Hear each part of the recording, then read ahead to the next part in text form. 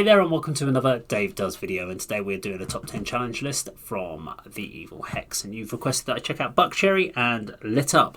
Your reason for picking this song is song always reminds me of Download. They are a perfect festival band who write songs about sex, drugs and rock and roll. This song sums them up perfectly. So I do know Buckcherry. I don't think I know this song. However, I've got a couple of Buckcherry albums that I've had on playlists from time to time, and I don't really look at the song I'm listening to, it just plays in the car. So if I do know it, I would obviously list it as a review rather than a reaction. But before going into the video, I honestly don't know, as I haven't listened to it in ahead of time. So I don't know if I know it or not. Now, if you like the video, please do subscribe, click the bell icon, like, share, leave the comments down below. Please do get involved in the challenges. We have the originals versus covers, and we have the greatest song ever.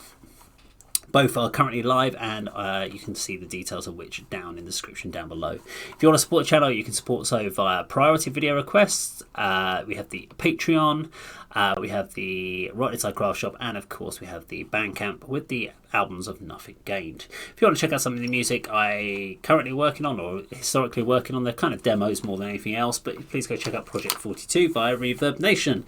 This song will be scored out of 10 categories, details of which come whizzing across the bottom of the screen. Count it in. This is Buckcherry Lit Up. 3, 2, 1, go!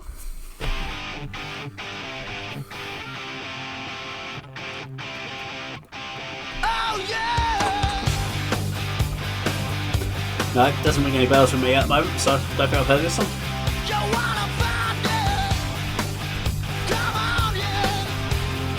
It's kind of a little bit like the Choir Boys kind of vibe to them.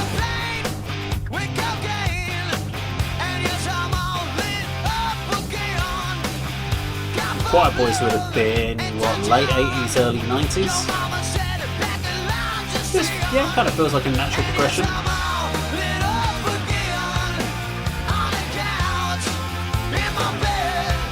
Okay.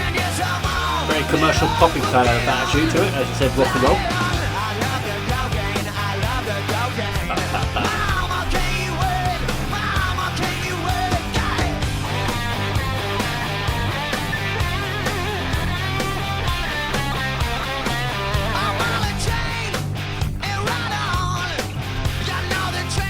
It's like they wanted to kind of almost Buckcherry want to be like the next Guns N' Roses at the time and just wanted to do something a bit different to it rather than their style, but keep that kind of just rock, as you say, rock and roll party band and just keep it fun.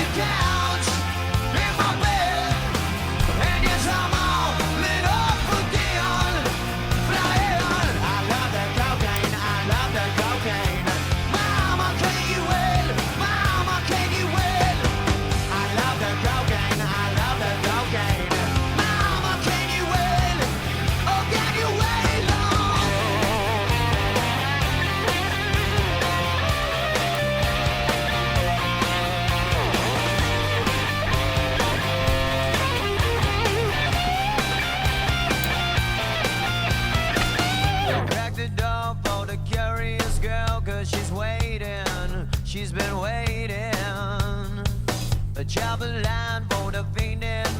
It almost feels like a similar vocal to like Lane Stoney of Alice in Chains. Kind of has that natural drawl to his style. Yeah.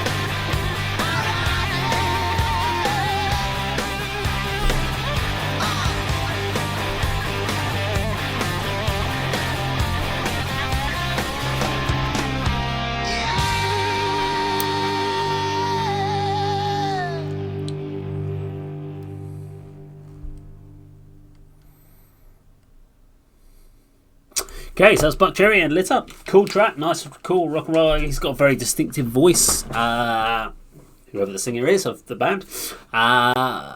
It always reminds me, as soon as that sort of music comes onto the old MP3 when I'm driving, I always say, it's Buckcherry.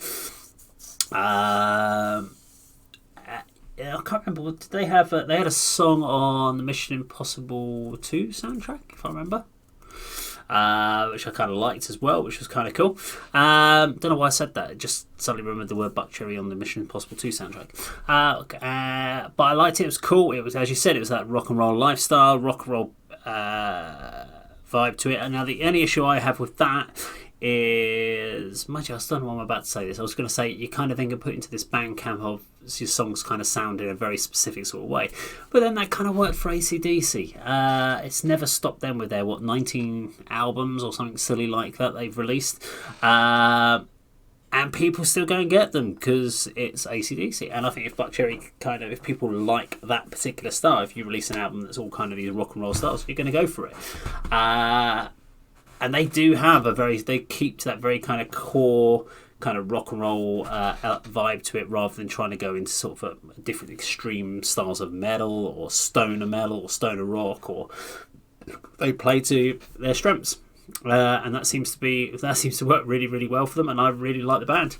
I don't know, I feel like I'm rambling. Yeah. Bits that stood out from the song. I thought it was a well-produced track.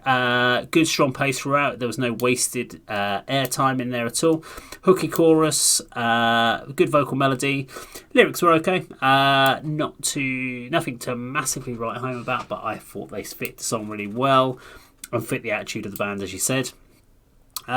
Solo break section, if you like, was pretty good, and again just fitted the song quite well, but nothing again that's going to be the most memorable. I think the hooky chorus is probably, and the overall vibe of the song is the bit that's kind of sort of sticks with you at the end. But cool track. If you like the video, please do subscribe, click the bell icon, like, share, leave the comments down below, get involved with the challenges, and that of course is how Dave does it.